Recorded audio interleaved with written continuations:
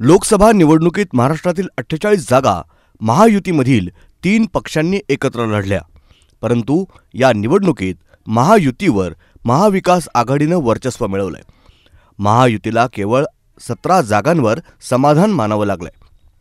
एकनाथ शिंदे यांच्या शिवसेनेला 7 तर अजित पवार यांच्या राष्ट्रवादीने 1 जागेवर विजय मिळवलाय. भाजपला लोकसभा 2024च्या निवडणुकीत स्वबळावर सत्ता मिळाली नाही.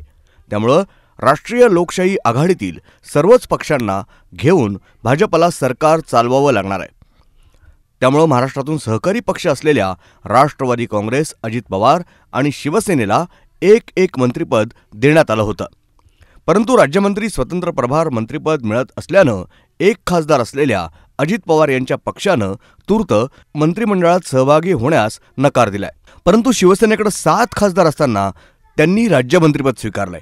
शिवसेनेचे बुलढाणा लोकसभा मतदारसंघातील खासदार प्रतापराव जाधव यांनी रविवारी पंतप्रधान नरेंद्र मोदी यांच्या मंत्रिमंडळात राज्यमंत्रीपदाची शपथ घेतल्यानंतर हे स्पष्ट झालं.